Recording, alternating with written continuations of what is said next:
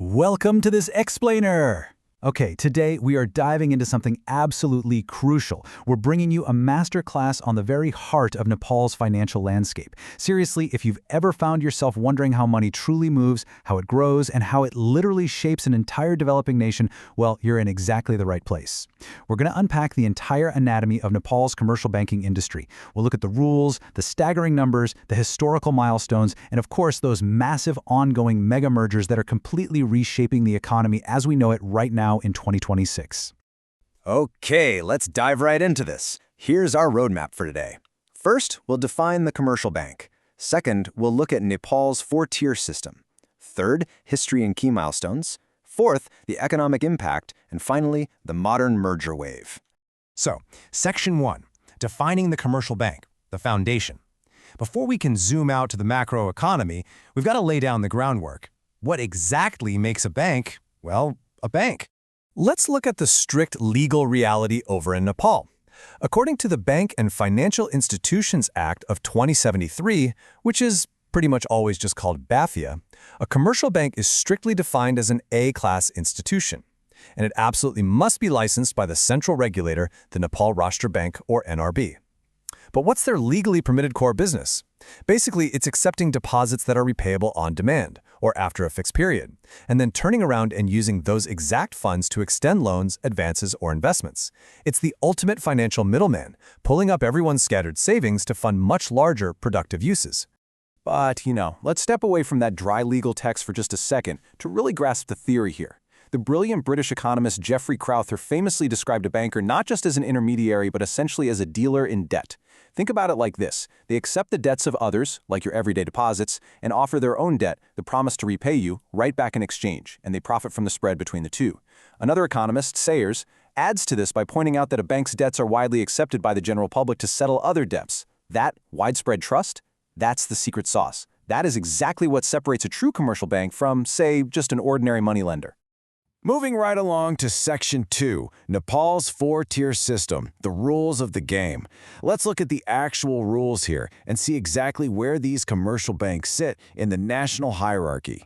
So, the Nepal Rashtra Bank regulates all financial institutions under a very specific four-tier classification system. They grade them A through D. Right up at the top, you have the A-class commercial banks. Below them are B-class development banks, C-class finance companies, and finally down at the base, D-class microfinance institutions. Now, every single one of these is licensed and supervised by the NRB, but they each have completely different scopes of business. Now, here's a truly fascinating benchmark. 8 billion rupees.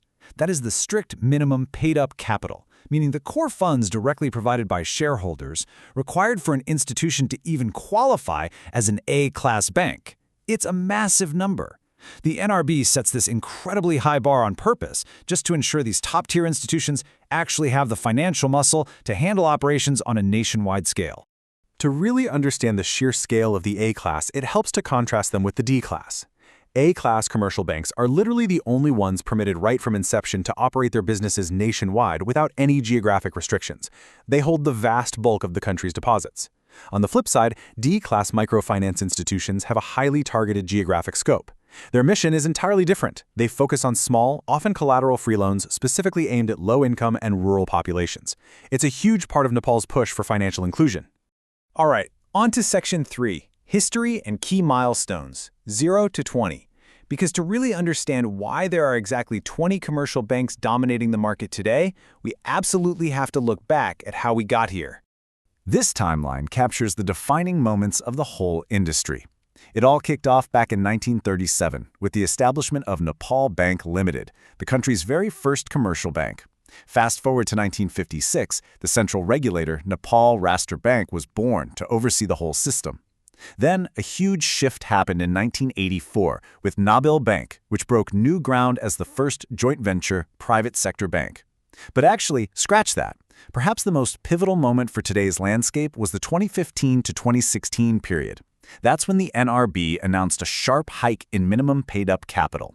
This singular policy decision basically spread like wildfire, triggering an ongoing wave of mergers as smaller banks were forced to combine just to meet that steep 8 billion rupee requirement.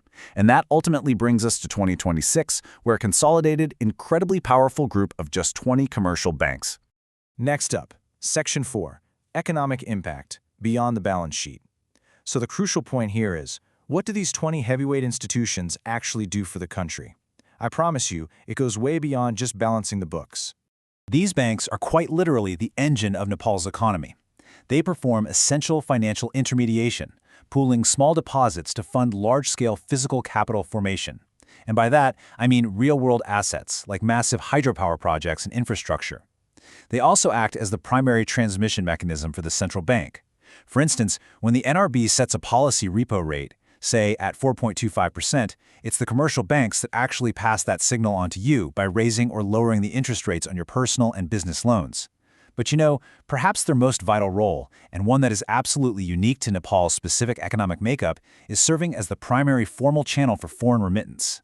To put that into perspective, remittances make up roughly a quarter of Nepal's entire GDP. No way around it, that is massive.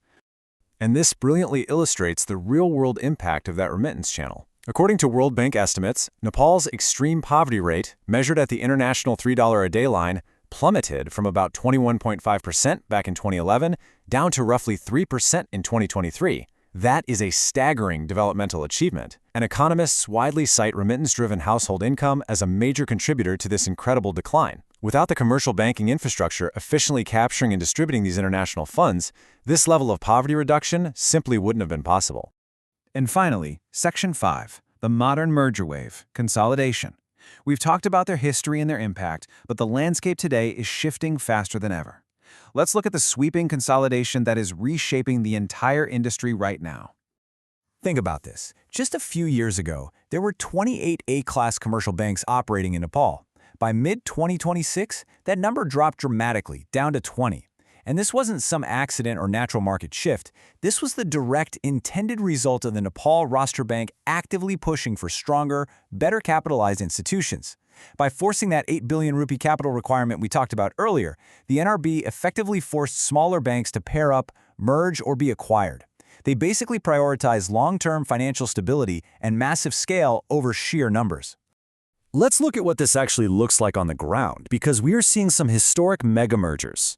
Megabank Nepal combined with Nepal Investment Bank to form the formidable Nepal Investment Megabank. Sunrise Bank and Lakshmi Bank merged to create Lakshmi Sunrise Bank. We've also seen some really aggressive acquisitions, like Prabhu Bank acquiring Century Commercial Bank and Himalayan Bank absorbing Civil Bank. It's important to remember, these aren't just cosmetic name changes. These are the pooling of billions of rupees in assets, vast branch networks, and immense market share. It's a real game changer. Which brings us to a critical thought to end our explainer today. We've seen how commercial banks are the lifeblood of Nepal's financial intermediation, capital formation, and poverty-reducing remittance flows.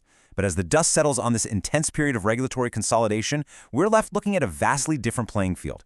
With only 20 incredibly well-capitalized megabanks left standing in 2026, how will this new, highly concentrated financial power shape the future of Nepal's economy?